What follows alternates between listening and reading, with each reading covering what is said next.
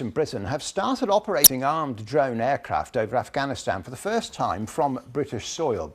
The Ministry of Defence said Reaper drones were being operated by remote control from a base in Lincolnshire. Here's our defence correspondent Caroline Wyatt. RAF personnel used to fly the UK's Reaper aircraft remotely from Creech Air Force Base in Nevada. In October last year, the RAF created 13 Squadron based at RAF Waddington, where the 100 or so personnel include pilots, systems operators and engineers, now piloting missions over Afghanistan from Lincolnshire.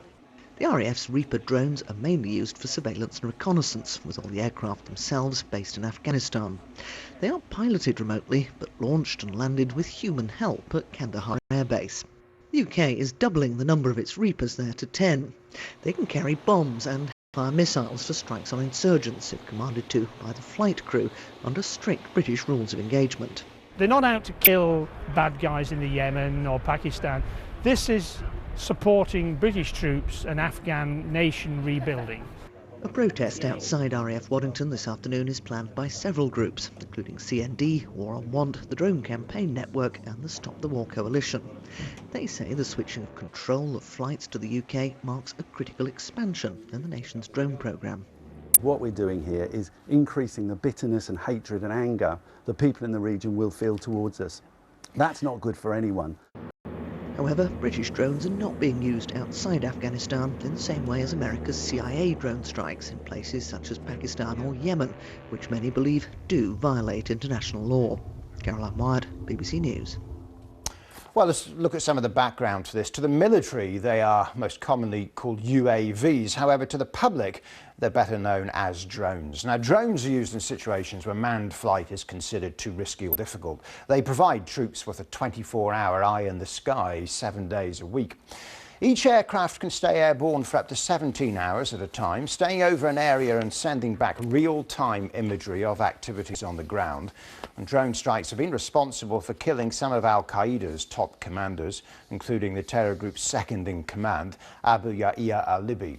The weapons are, however, extremely controversial. Between 2004 and 2013, CIA drone attacks in Pakistan have killed up to 884 civilians. That is according to research by the Bureau of Investigative Journalism.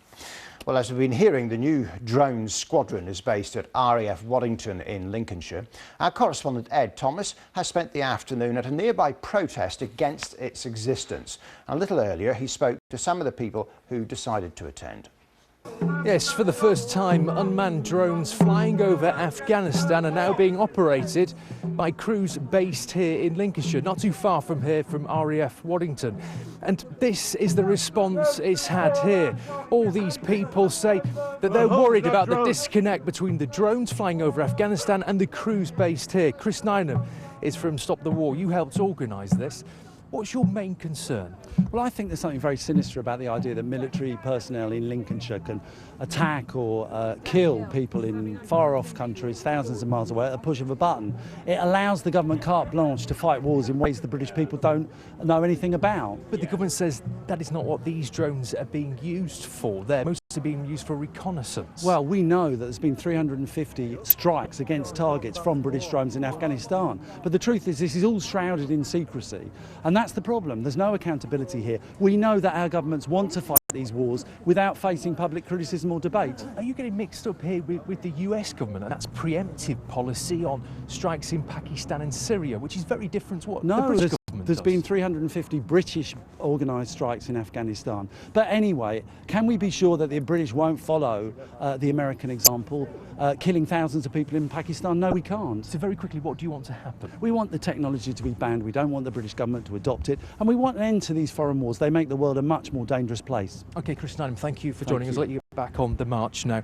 The British government is clear. They say that these drones are only used for reconnaissance in the main, and also that they're subject to the same rules of engagement as piloted planes are over Afghanistan. And it also says that the drones are saving not only military lives but also civilian lives in Afghanistan. Ed Thomas reporting there. Just before we move on, just to mention that you can find out more about how the drones actually work, and that's by going to the BBC News website. There's a section with full details there. What are they and how do they work?